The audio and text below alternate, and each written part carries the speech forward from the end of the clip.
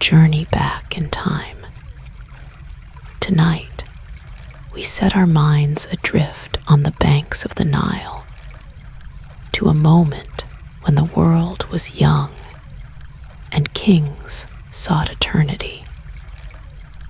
We are exploring the story, not of the finished monuments that pierce the sky, but of the hands that built them, the minds that planned them, and the sheer, steady effort that raised the great pyramids of Egypt. The pyramids of Egypt, especially the great monuments at Giza, are so familiar that it is easy to forget what they represent. They are not just tombs. They are the first truly colossal structures ever erected by humankind.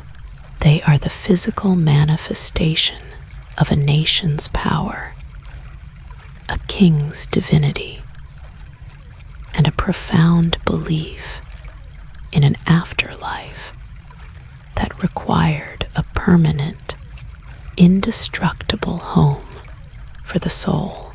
We are traveling back over 4,500 years to Egypt's Old Kingdom, specifically the Fourth Dynasty.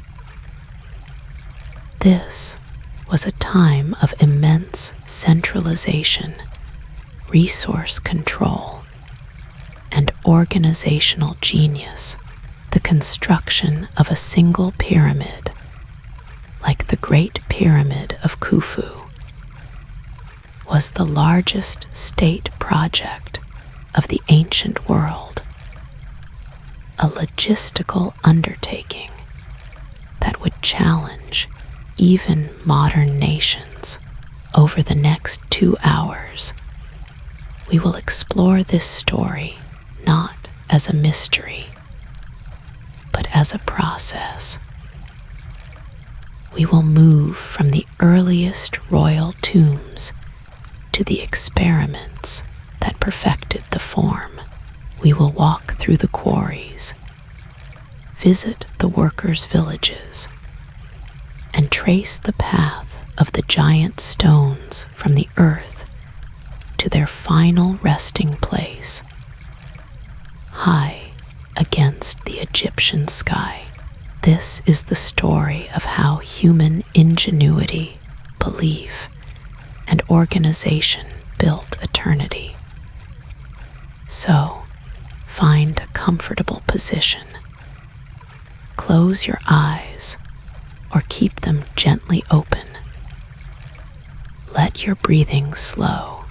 There is nothing to do but listen, to learn, and to let the story of this ancient, patient work guide you toward rest. Our story begins not with a pyramid, but with a simple hole in the hot, dry sand. Before Egypt was a unified kingdom, in the pre-dynastic period, the dead were buried in shallow, oval pits in the desert. They were placed in a curled, fetal position, facing west toward the land of the dead, and surrounded by the simple pottery and tools they might need in the next life. The desert itself was the great preserver. The arid sand wickeded all moisture from the body, creating a natural, accidental mummy. This preservation was profound. It suggested to the early Egyptians that the body was essential for the afterlife. As society grew more complex, so did these burials. The pits were lined with wood or mud brick. A simple roof was added to protect the body and its goods. But this created a problem by separating the body from the drying sands. The natural process of mummification was halted. This spurred the first great innovations in artificial preservation, the beginnings of the elaborate mummification process that would define ancient Egypt, but more importantly for our story, the tomb itself began to evolve. With the unification of Egypt around 3100 BC, the pharaohs of the first and second dynasties needed a more impressive marker for their eternal rest. They developed the mastaba, an Arabic word meaning bench, which perfectly describes its appearance. These were large, rectangular, flat-topped structures made of sun-dried mud brick. They were built over a subterranean burial chamber, which was cut deep into the bedrock.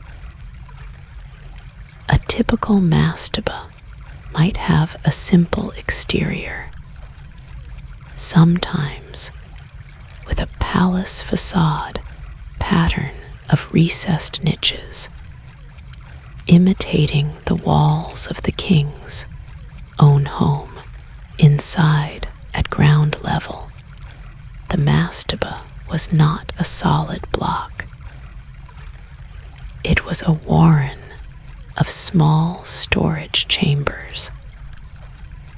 These rooms were filled to capacity with everything the deceased king would need for eternity.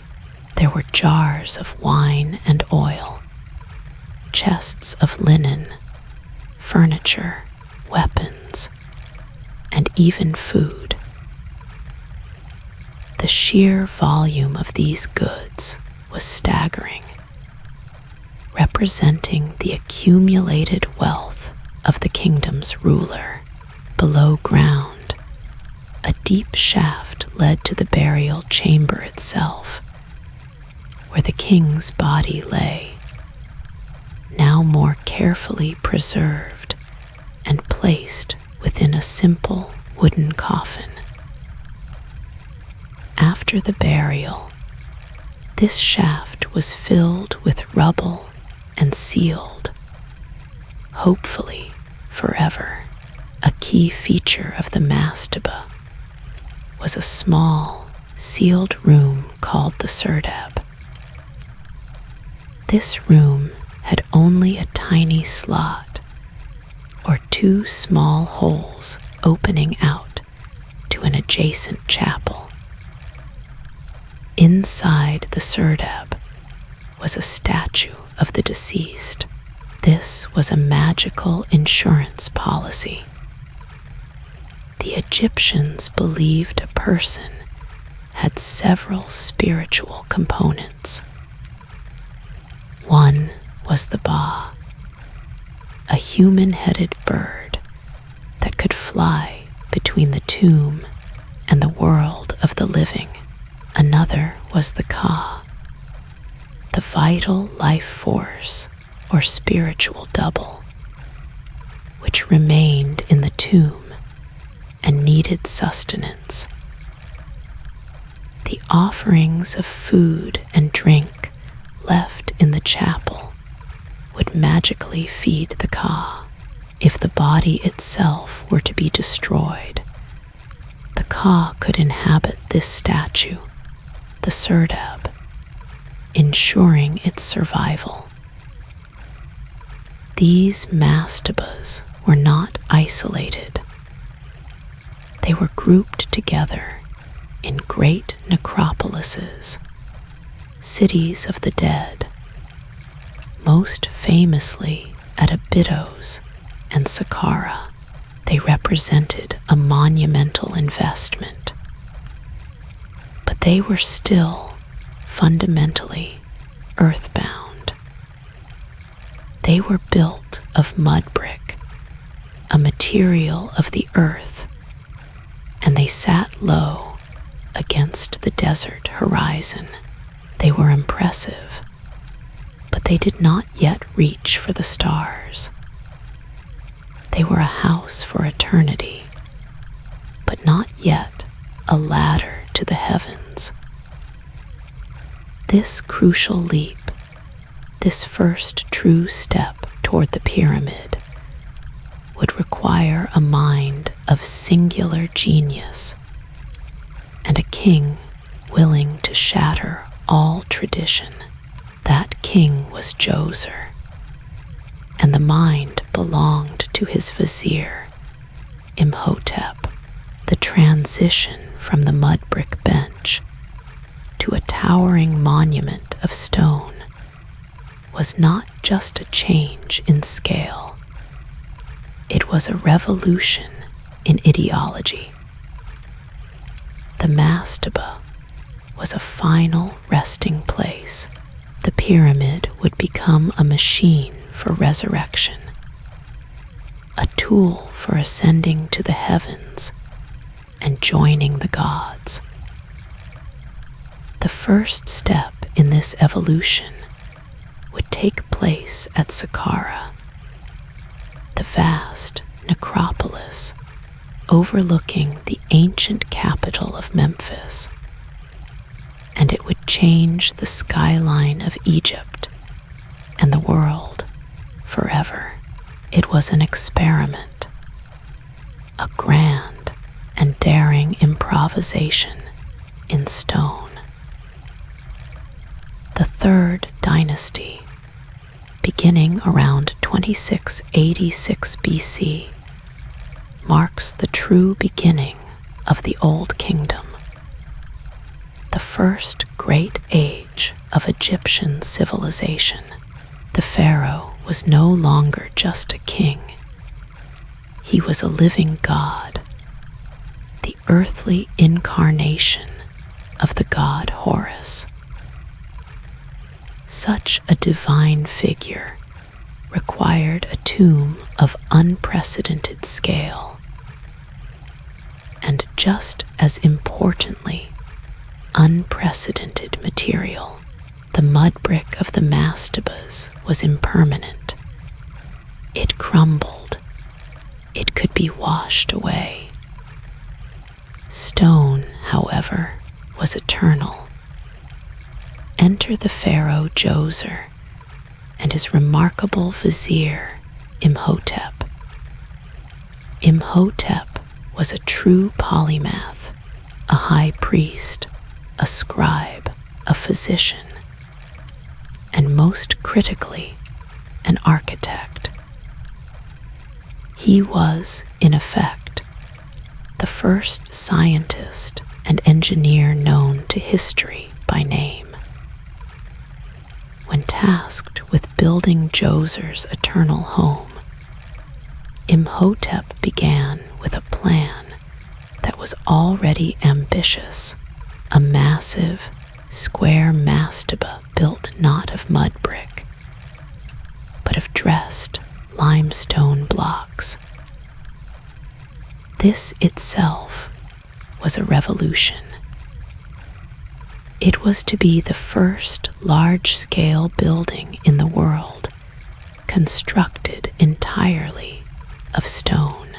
This first stone mastaba was impressive, measuring about 206 feet on each side and 26 feet high. It was built on the high plateau of Saqqara, a visible statement of the king's power, but at some point, either Djoser or Imhotep decided it was not enough. The plan changed. The mastaba was enlarged, and then enlarged again.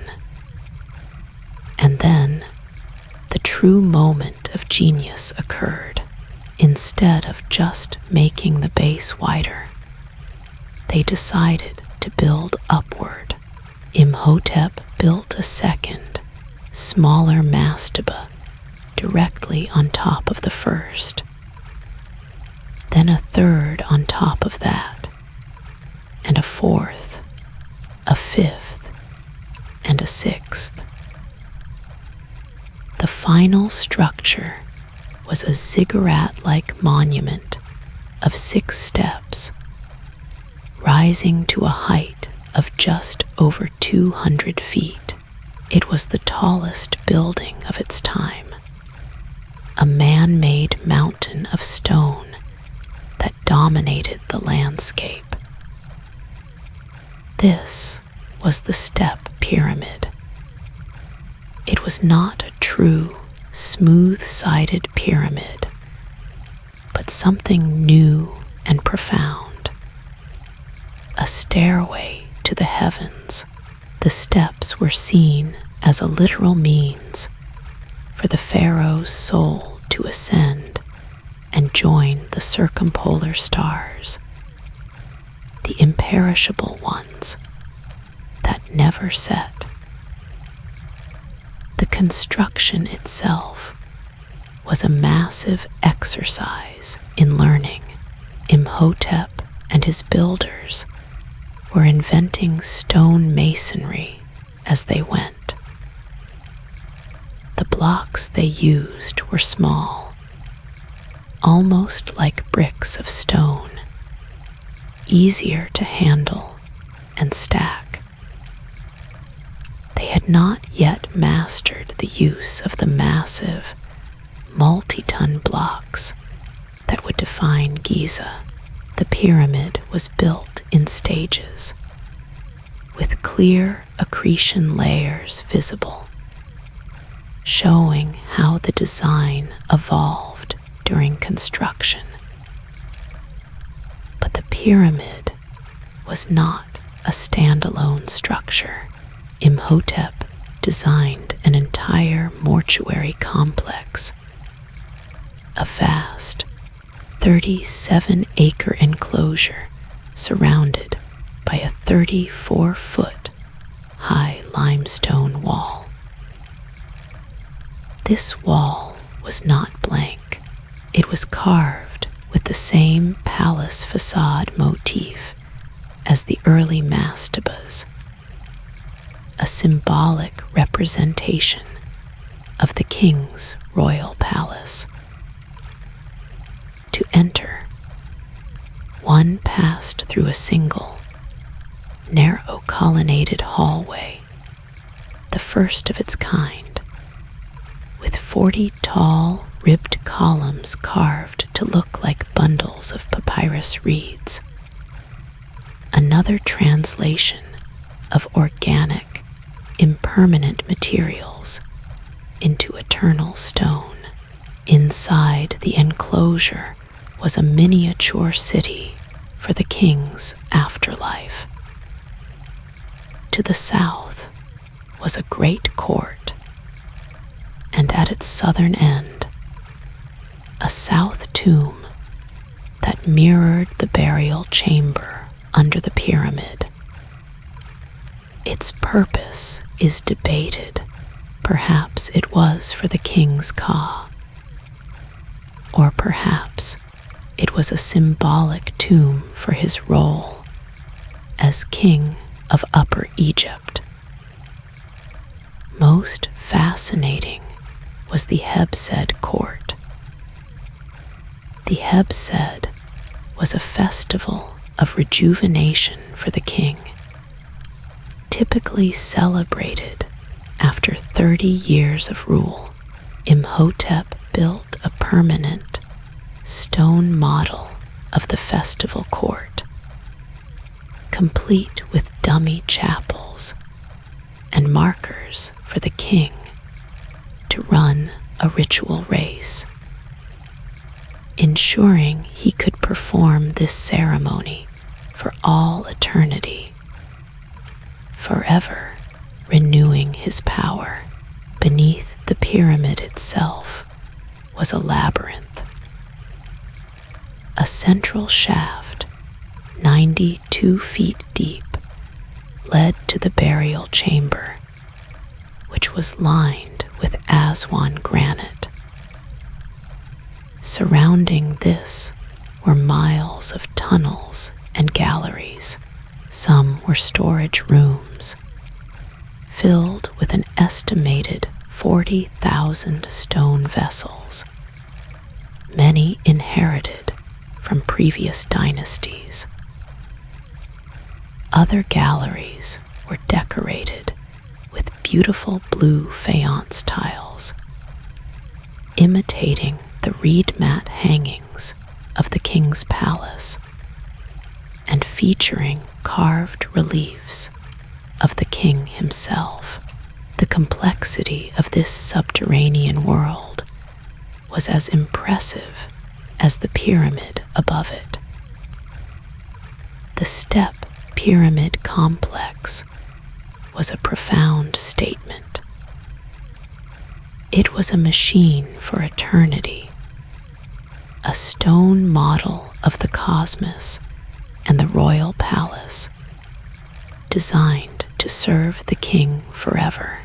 It was a staggering success and a cultural earthquake. Imhotep had set a new standard.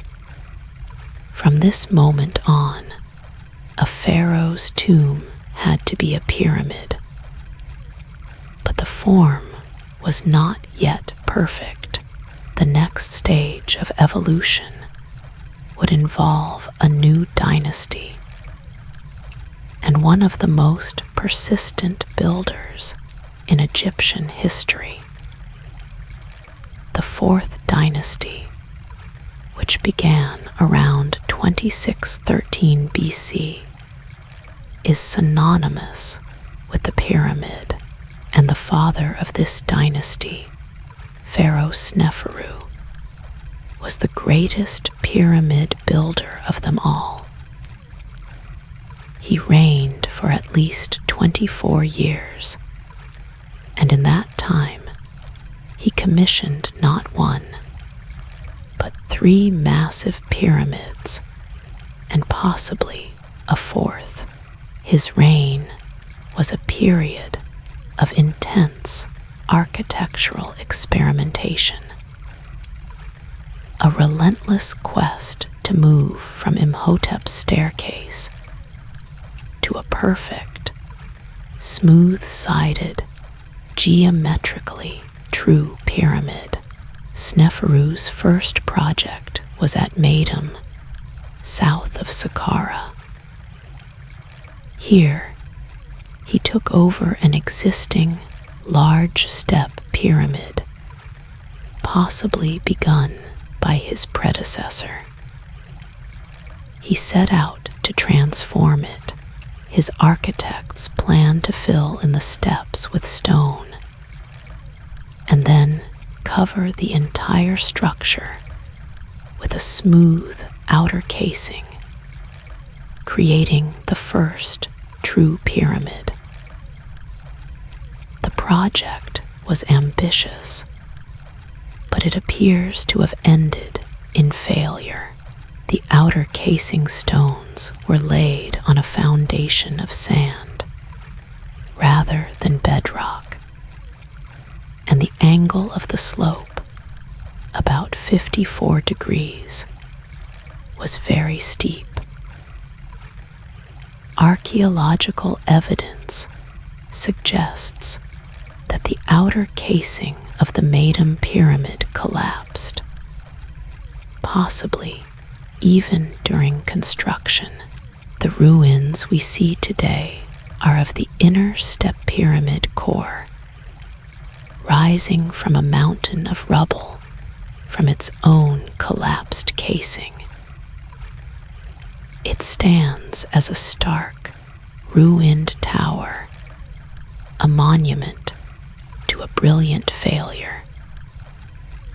For Sneferu, this was a critical lesson. A stable foundation was paramount.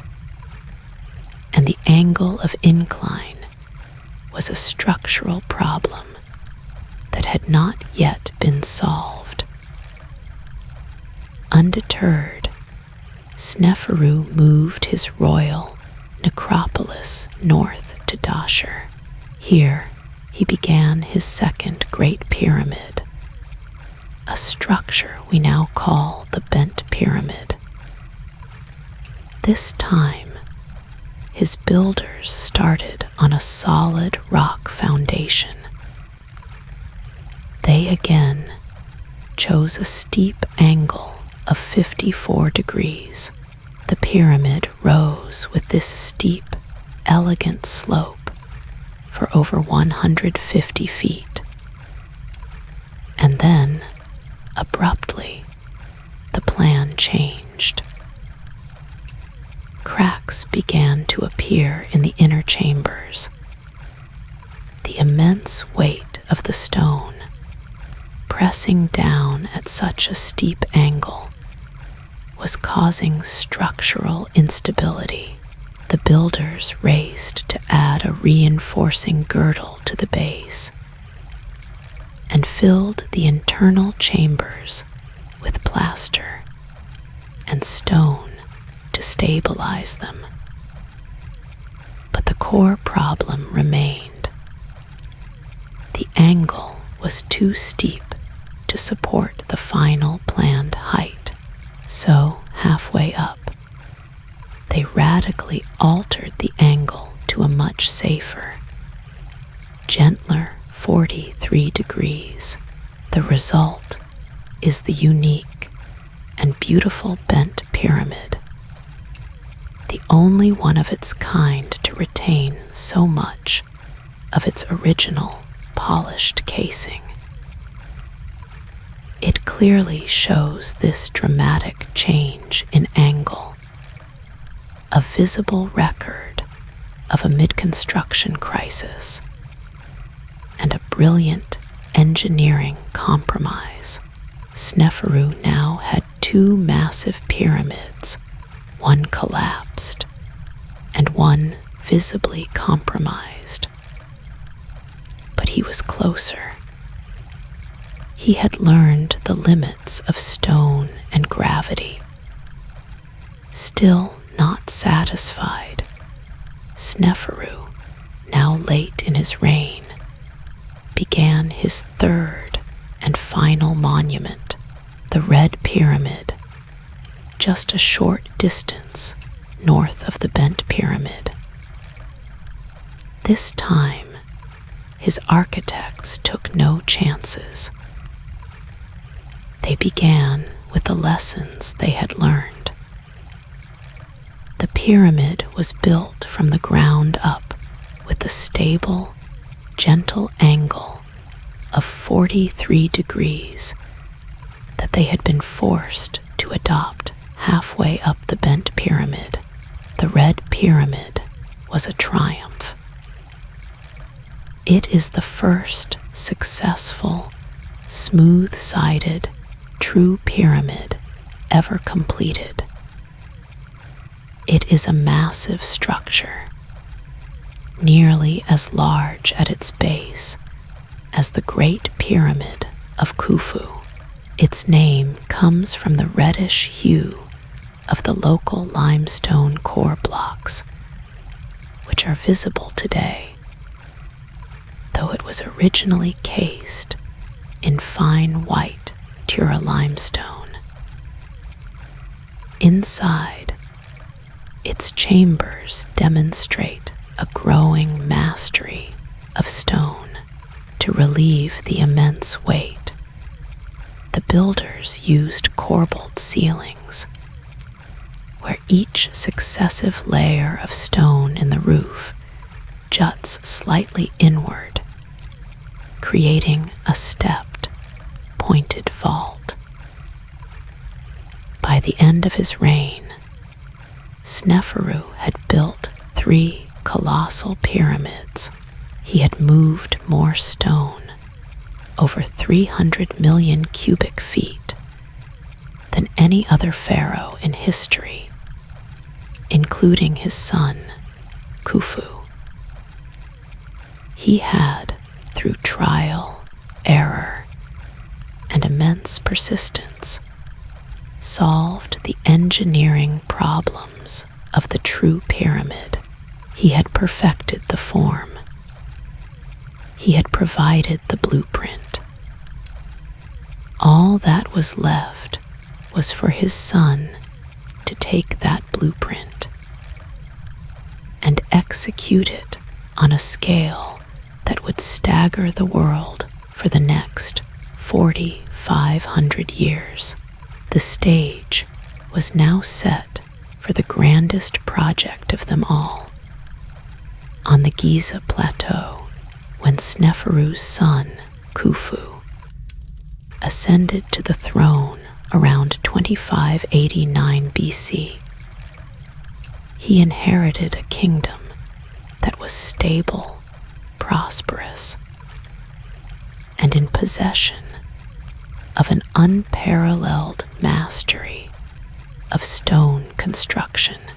He also inherited the religious and political imperative to build his own eternal home, one that would surpass even the incredible monuments of his father. He chose a new site north of Dashur and Saqqara, the Giza Plateau. The choice was a stroke of genius. The plateau is a high, firm shelf of limestone, providing an unshakable foundation capable of supporting an unimaginable weight. It was high above the Nile's annual flood, but close enough to the riverbank to allow for the transport of materials from all over Egypt. It was a blank canvas, large enough not just for his own pyramid, but for the entire necropolis that would surround it. Smaller pyramids for his queens, rows of mastabas for his favored nobles and family, and the temples required for his eternal cult. The first task for the builders of the Great Pyramid was one of the most critical and mind-boggling: preparing the site. The pyramid could not be built on an uneven surface. Its base, covering over 13 acres, had to be perfectly, astonishingly level. Modern surveys have shown that the northeast and southwest corners are virtually at the same height, with a variation of less than an inch. How was this achieved? The most likely method was as simple as it was brilliant. The builders would have built a low, mud brick wall around the entire perimeter of the 756-foot square base. They would have then flooded the enclosed area with water. The water would, of course, create a perfectly level surface. The builders could have then cut a grid of trenches into the bedrock, all to the same depth, measured down from the water's surface. Once the water was drained, they would have a grid of level trenches. All that remained was to chip away all the rock down to the level of the trench floors, leaving a perfectly flat platform. They did, however, cleverly leave a large, central mound of natural rock unleveled, which would serve as part of the pyramid's core, saving immense labor. The next challenge was orientation. The pyramid is aligned to the four cardinal directions: north, south, east, and west, with an accuracy that is astonishing. The sides deviate from true north by an average of only 3/60ths of a degree. This precision was almost certainly achieved by observing the stars. One method, known as the circumpolar star method, involves tracking a single star as it rises in the east and sets in the west by bisecting the angle between its rising and setting points. A perfect north-south line can be found. The Egyptians would have used simple tools, a sighting stick called a bay, and a plumb line to achieve this. This alignment was a religious necessity, connecting the pharaoh to the eternal, imperishable stars. With the base leveled and oriented, the logistics began. This was not a project built by a mass of disorganized slaves, as films have suggested. This was a meticulously planned national project, a command economy focused on a single goal, likely directed by Khufu's vizier, Himiunu. The project would require specialists of every kind: architects, mathematicians, quarry masters, stone masons, tool makers, barge captains, rope makers, carpenters, scribes, and doctors. It would also require a massive rotating labor force. Current estimates suggest a workforce of perhaps 20,000 to 30,000 people. This workforce was not composed of slaves in bondage. It was most likely a form of corvée labor, a national service or tax that all Egyptians owed to their god-king. Workers, primarily farmers, would be brought in from villages across Egypt to work for a period of several months, especially during the Akhit, the season of the Nile's inundation, when the fields were flooded and no agricultural work was possible. This was a well-fed, well-organized, and motivated workforce. They were housed, fed, and clothed by the state. They were working on a sacred project, building a house for their god, which in turn guaranteed the stability and prosperity of the entire cosmos.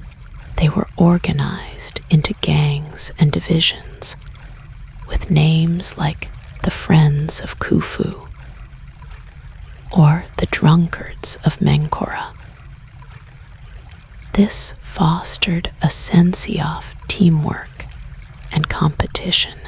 The sheer scale of the planning required to feed, house, and manage this many people for decades is, in many ways, as impressive as the pyramid itself.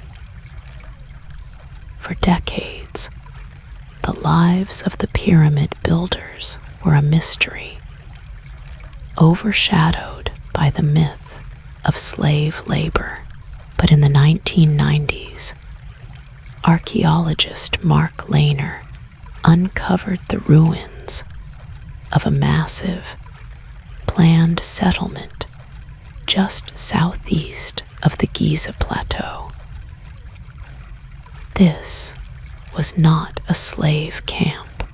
It was a highly organized city, a sprawling complex of bakeries, breweries, barracks, and workshops, dedicated entirely to housing and supporting the workforce, building the pyramids of Khafre and Menkaure, and almost certainly built upon the foundations of the earlier city that built Khufu's. This lost city, also known as Hayt el Ghurab, provides a remarkable, detailed window into the daily lives of the workers.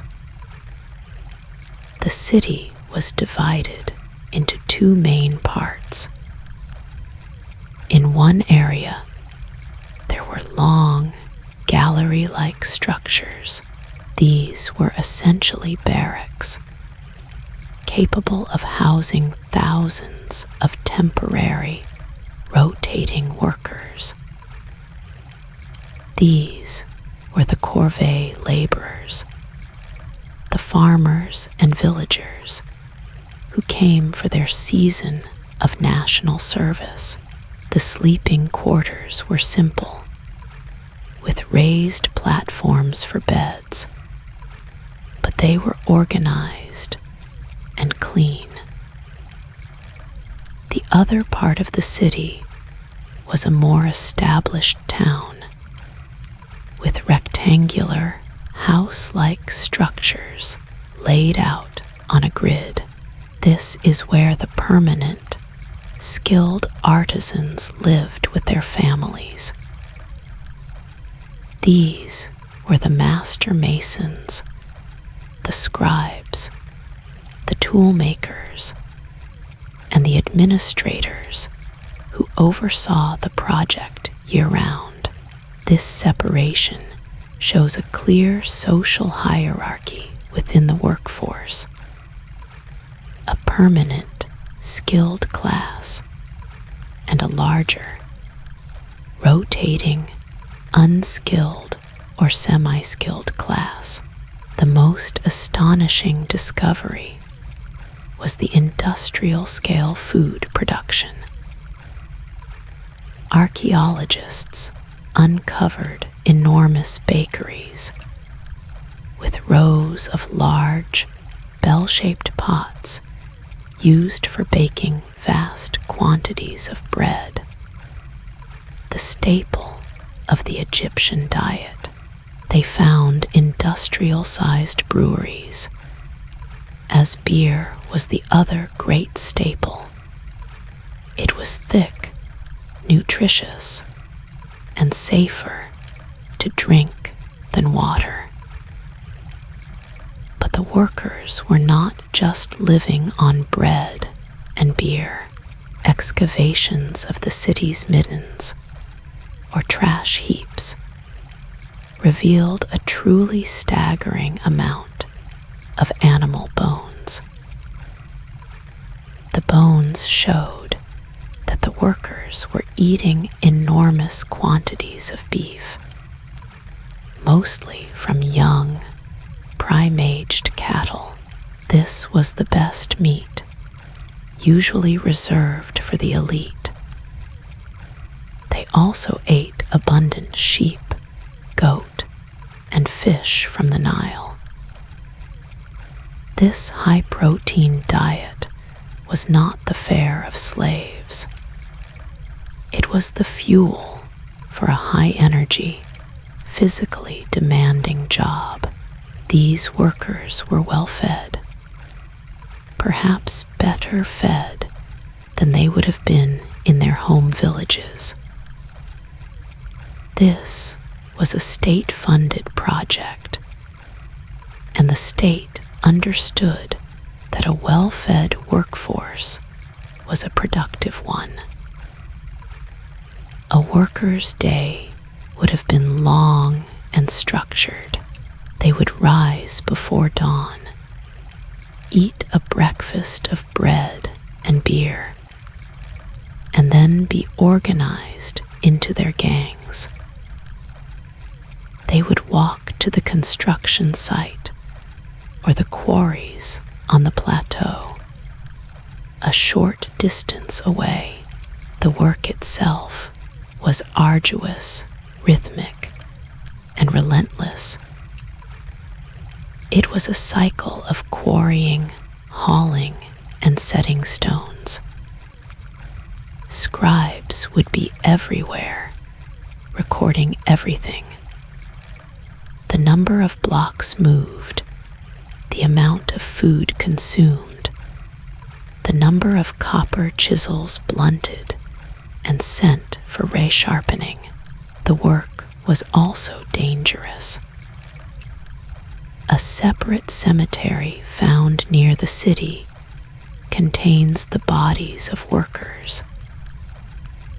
Skeletons show signs of hard labor, developed muscles, arthritis, and back problems, but they also show signs of excellent medical care.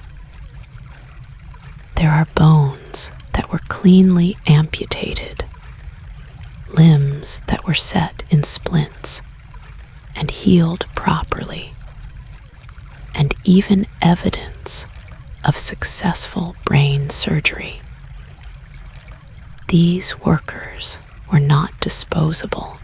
They were valuable assets, skilled laborers who were cared for by state-employed doctors. At the end of the long day, they would return to the city. They would receive their rations, a new allotment of bread and beer, and perhaps vegetables or fish. They would gather in their barracks or homes, eat and rest. There was likely little energy for much else. This was a life of repetitive, structured, seasonal toil, all in service to a single, sacred goal. This city, humming with the sound of grinding stones, baking bread, and thousands of voices, was the economic and social engine that powered the construction. A temporary metropolis dedicated to building an eternal house. The Great Pyramid of Khufu is composed of approximately 2.3 million stone blocks, each weighing an average of 2.5 tons. The total mass is estimated at 5.9 million tons. This material had to come from somewhere. The pyramid builders were first and foremost master quarriers.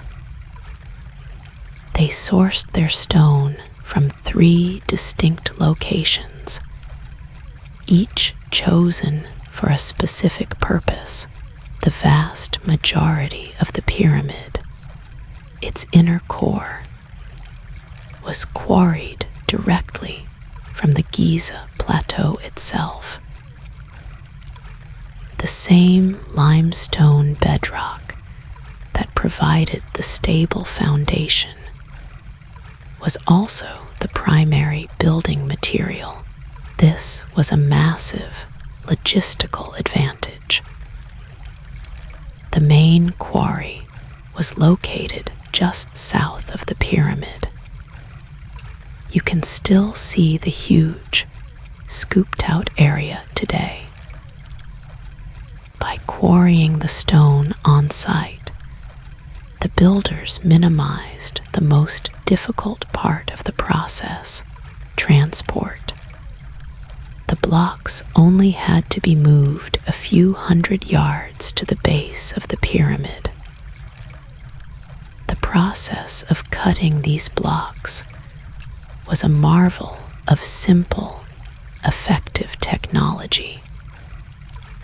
The Egyptians did not have iron or steel.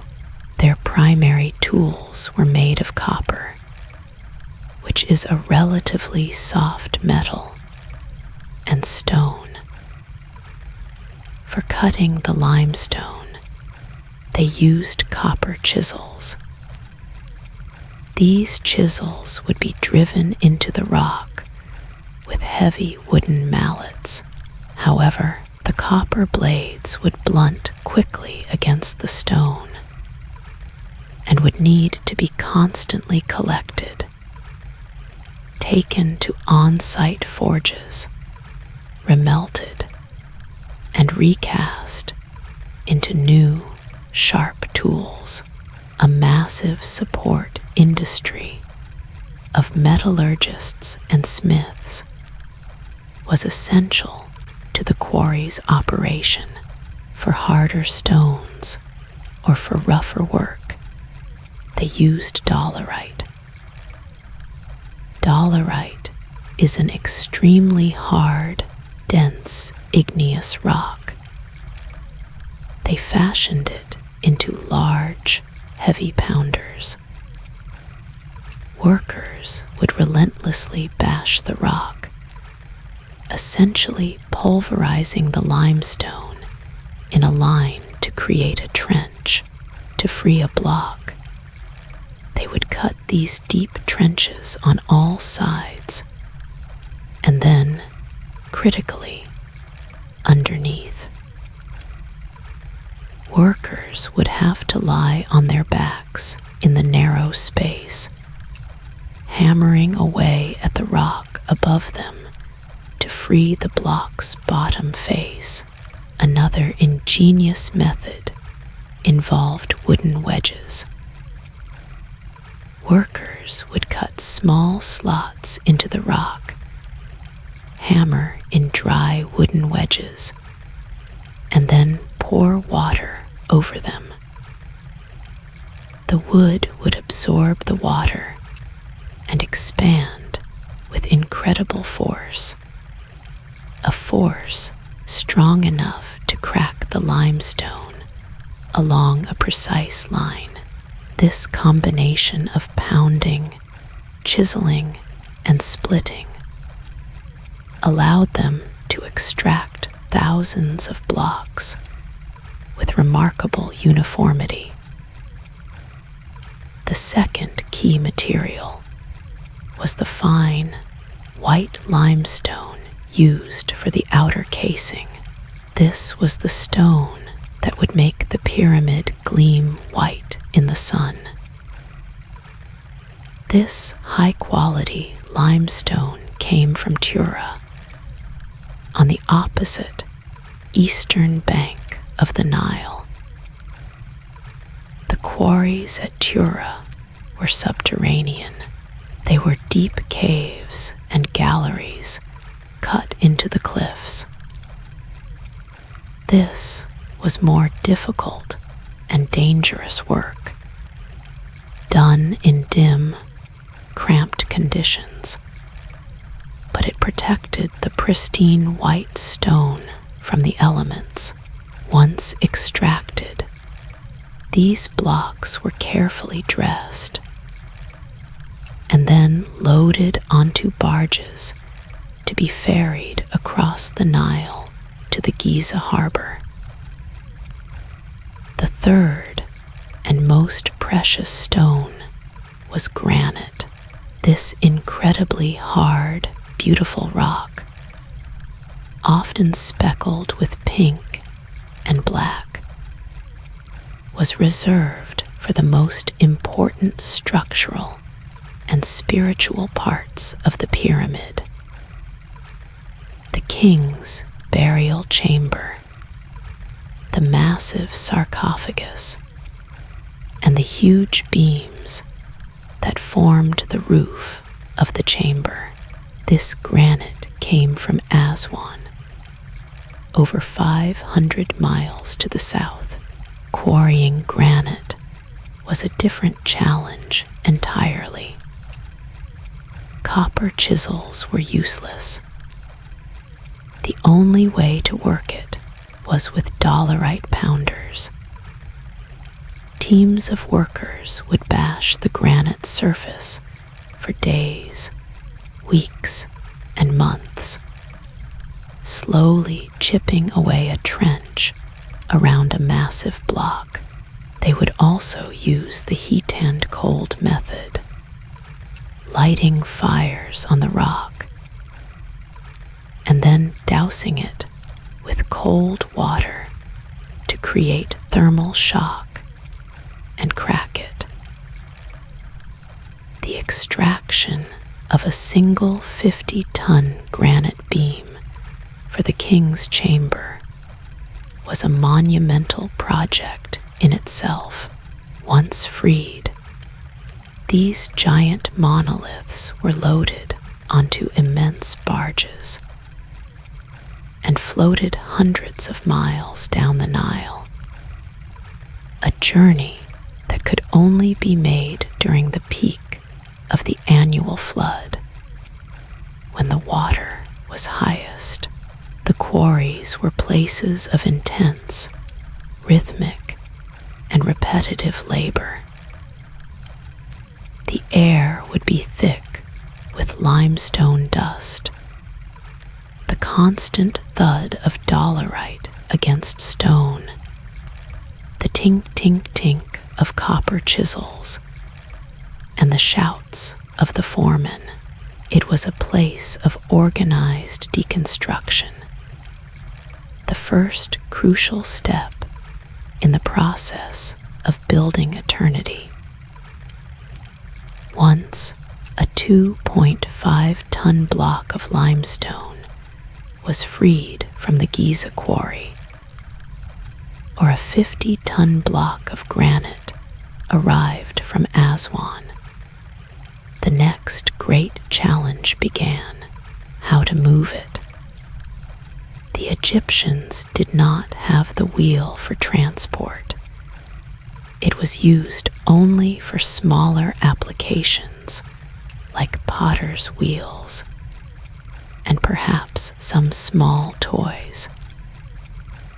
For heavy moving, their primary tool was the sledge.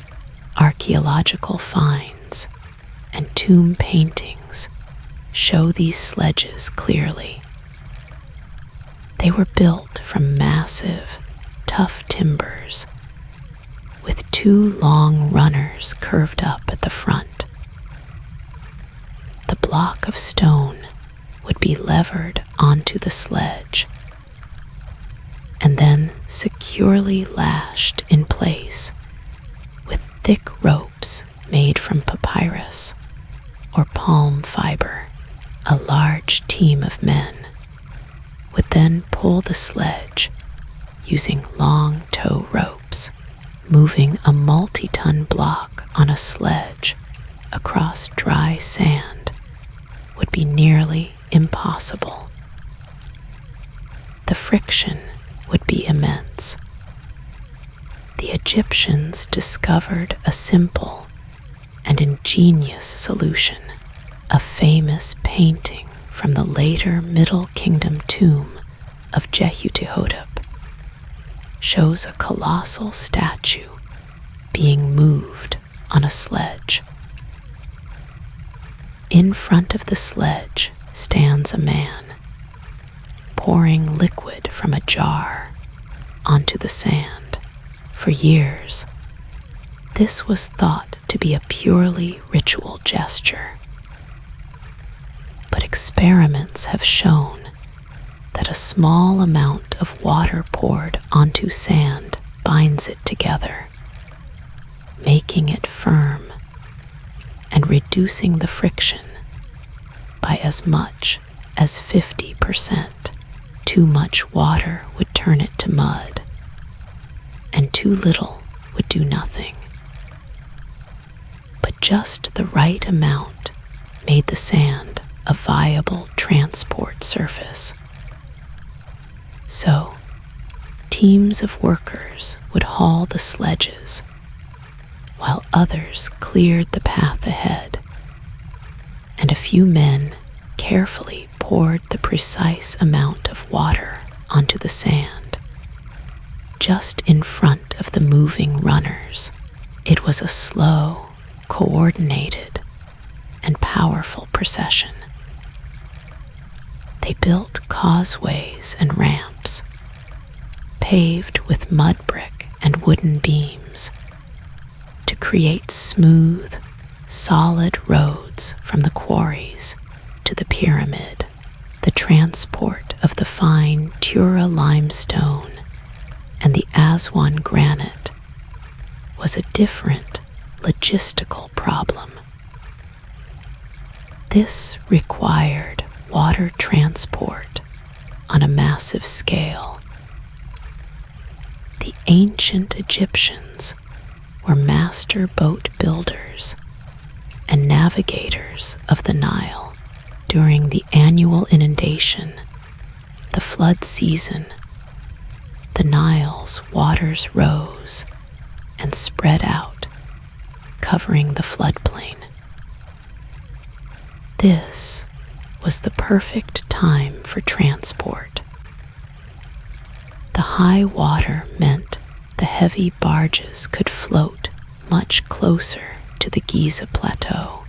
In fact, archaeologists have uncovered the remains of a major port and canal system built right at the edge of the Giza Plateau, near the workers' city.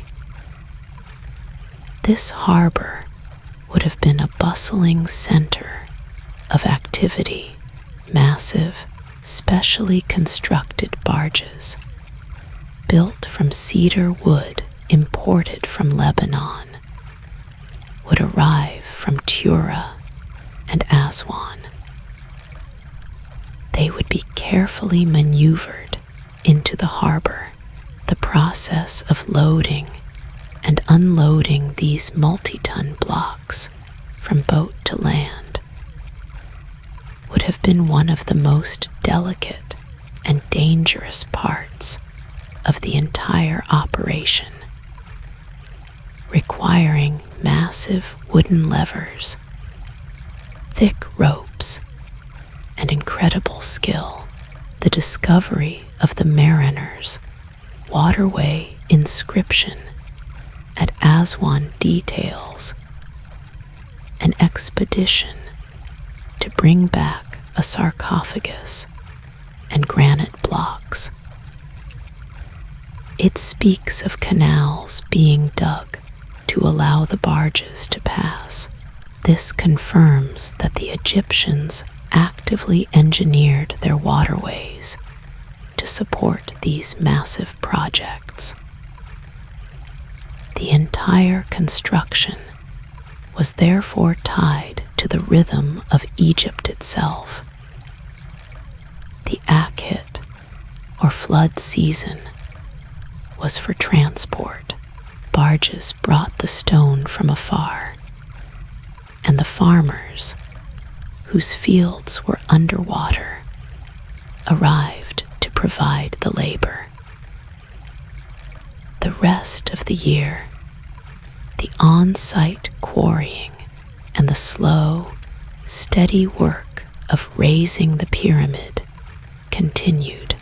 This combination of land and water transport, using simple tools like sledges, ropes, and levers, combined with a deep understanding of water and sand, allowed the Egyptians to create a logistical supply chain of staggering efficiency.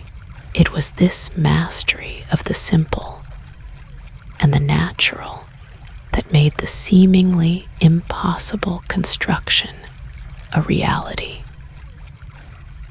Stone by stone, the mountain was moved from the earth and reassembled as a monument, with the base laid and a steady supply of stones arriving. The builders faced the ultimate challenge: how to lift 2.3 million blocks, some weighing as much as a car, to heights of over 400 feet. The answer, all scholars agree, must have been a ramp. But what kind of ramp? This remains one of the most debated and fascinating aspects of the pyramid's construction. The Egyptians left us no texts or diagrams explaining their methods. We are left with the evidence of the monuments themselves and the logic of physics. One theory proposes a long, straight ramp, like a massive causeway, leading from the quarries directly to the pyramid's face. As the pyramid grew taller, the ramp would have to be made longer and higher to maintain a manageable slope, perhaps 8 or 10 degrees. The problem with this theory is one of scale. To reach the top of the 481-foot high Great Pyramid, such a ramp would have had to be over a mile long. It would have contained a volume of material almost as great as the pyramid itself. And then it would have all had to be dismantled. There is little archaeological evidence for such a colossal, temporary structure. A second, more plausible theory suggests a spiral or wraparound ramp. In this model, a ramp would have been built, corkscrewing up the outside of the pyramid as it grew. This would require far less material, as the pyramid itself would support the ramp. It would be built of mud brick, rubble, and wooden beams. This ramp would allow workers to haul the sledges up the faces of the monument. One challenge here is that such a ramp would cover the sides of the pyramid, making it impossible for the architects to check the crucial angles and precise geometry of the faces as they were building. The corners, in particular, would be difficult to survey. A variation of this idea proposed by architect Jean-Pierre Houdin is an internal ramp.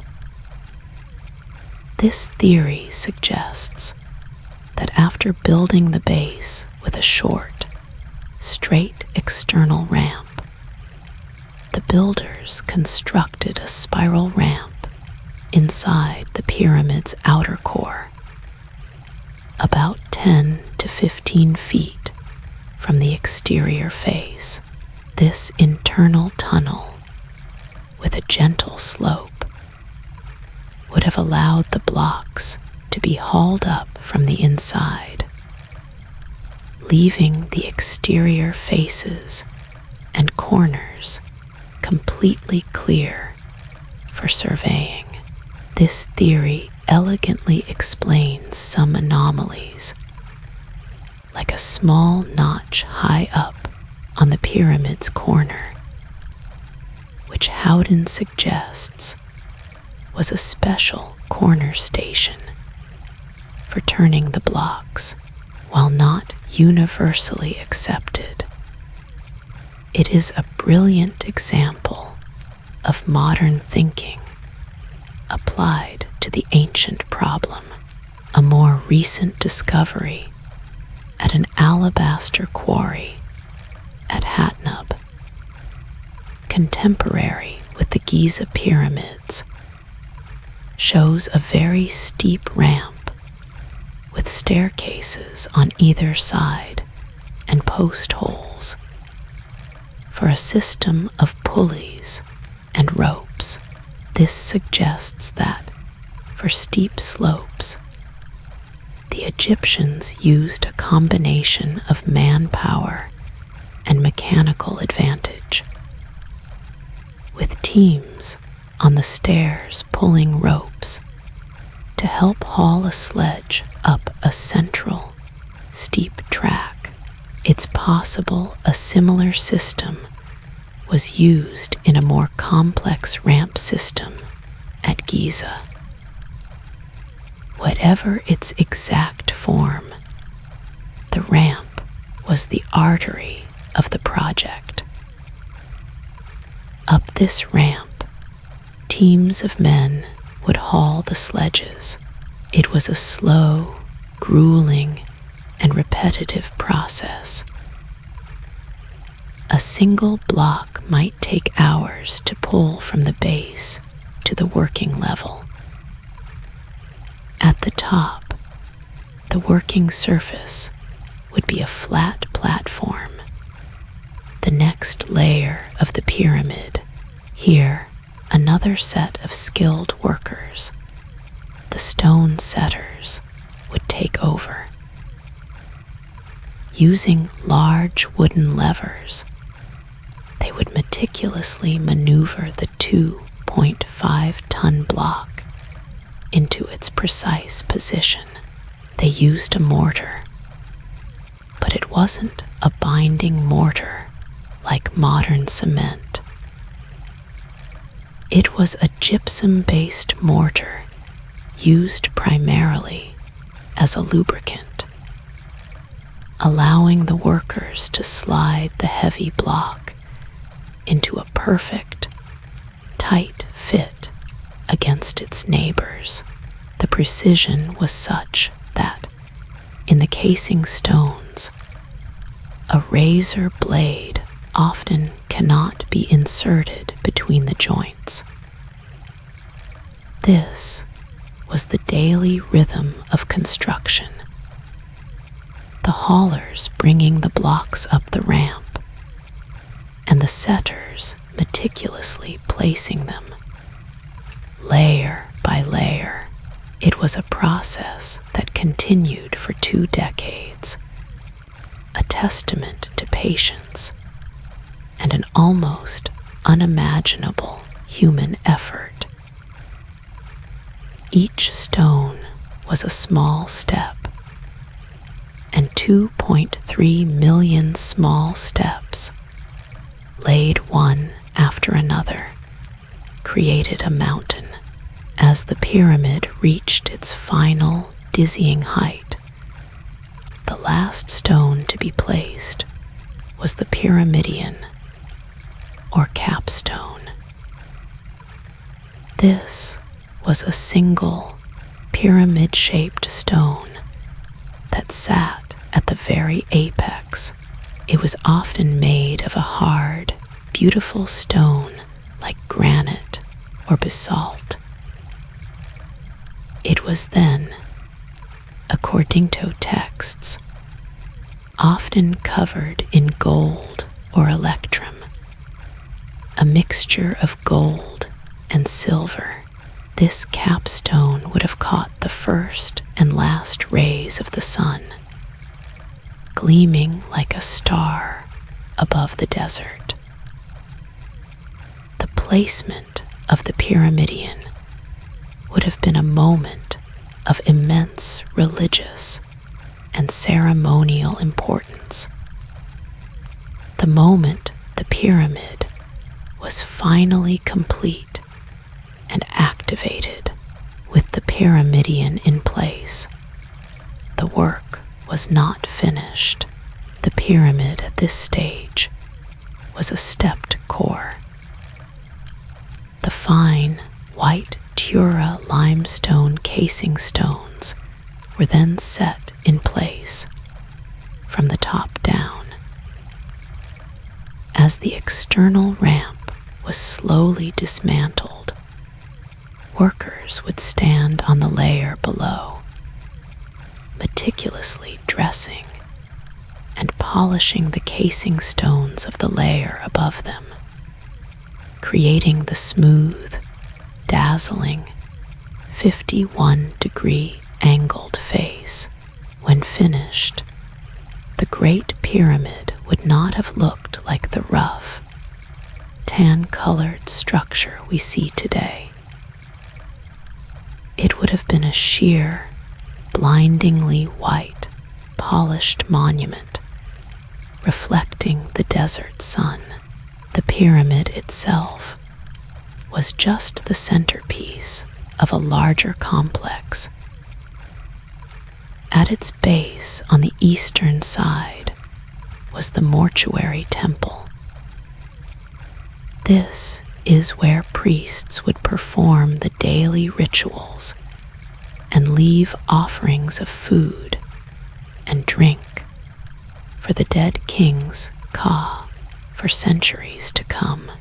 A long, covered causeway, nearly half a mile long, ran from the mortuary temple down to a valley temple located at the edge of the harbor. This is where the king's body would have been received, where the final rites of mummification and the opening of the mouth ceremony would have been performed, magically allowing the mummy to see, speak, and eat in the afterlife. We must also look inside. The internal structure of the Great Pyramid is an engineering marvel. Unlike its predecessors, it has a complex system of chambers high within its body. From the entrance, a descending passage leads down into the bedrock to an unfinished subterranean chamber, perhaps the original plan.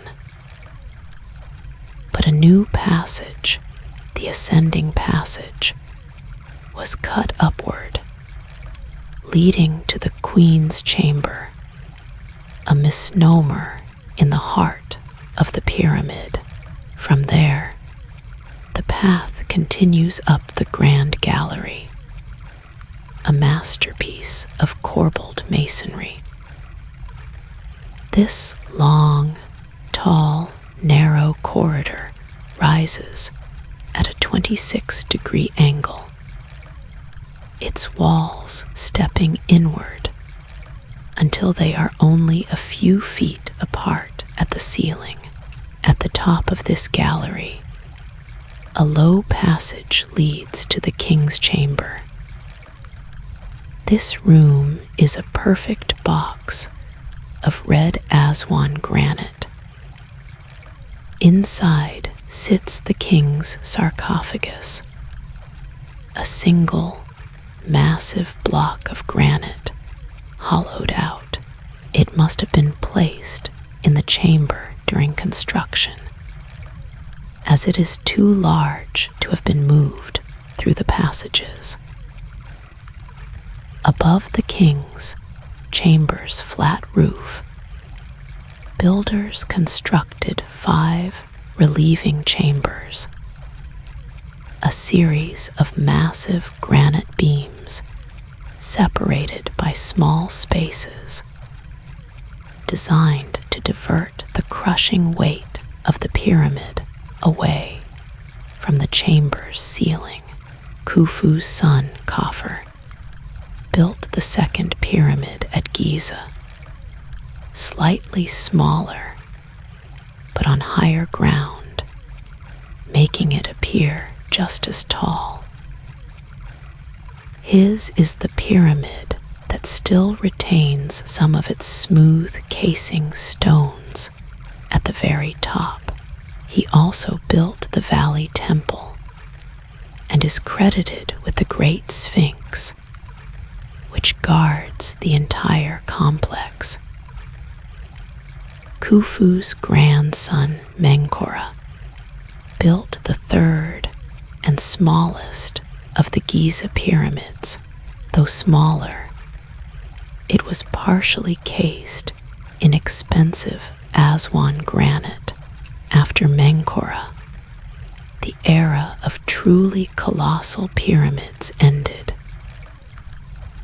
The pharaohs of the 5th and 6th dynasties continued to build pyramids at nearby Abusir and Saqqara, but they were much smaller and built with a less substantial core of rubble. More emphasis was placed on the mortuary temples, which were more elaborately decorated. This shift may have been economic.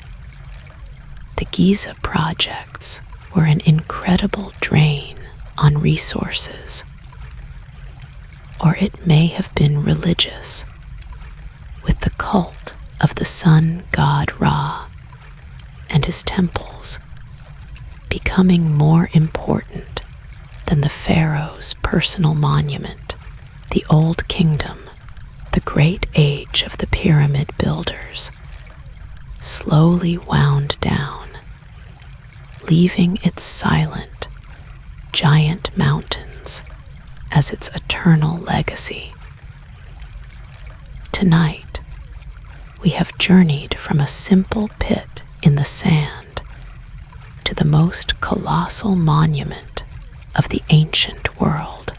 We have seen how a belief in the eternity of the soul, the Ka, drove a nation to innovate, to organize, and to build on a scale never before imagined. The story of the pyramids is not a story of mystery or magic. It is a story of process. It is the story of Imhotep, stacking stone upon stone, turning a tomb into a stairway.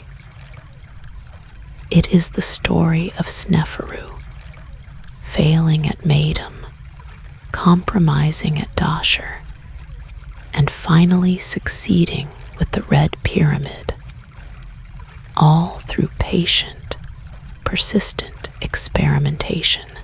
And it is the story of the tens of thousands of workers at Giza. It is the story of the man with the dolerite pounder in the Aswan quarry, the baker in the workers' city, the scribe tracking rations, the sailor guiding a barge down the Nile, and the mason high on the ramp, easing a 2-ton block into its perfect place. The Great Pyramid is not a monument to a single pharaoh. It is a monument to human ingenuity, to collective action, and to the power of a unified society. It is a testament to the idea that with enough time, enough organization, and a shared sense of purpose, humans can, quite literally, move mountains.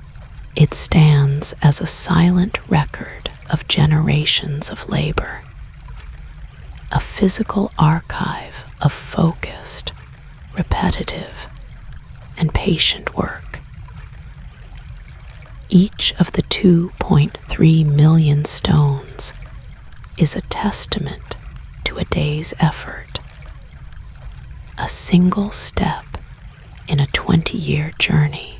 It is, perhaps, the ultimate monument to the profound and enduring power of steady, incremental progress. The Great Pyramids have now stood for over 4.5 millennia. They have watched the rise and fall of empires, the passing of pharaohs, Caesars, and sultans. They are the last of the 7 wonders of the ancient world, the only one to survive. Tonight, they stand silent on the Giza Plateau, under the same imperishable stars that their builders used to align them. The sounds of the quarries and the ramps are long gone, replaced by the quiet of the desert night. As you drift off to sleep, perhaps you can picture that steady, patient work, stone upon stone, layer upon layer, a slow, rhythmic process of building something permanent, something eternal. Let that feeling of steady calm guide you into a deep and restful sleep.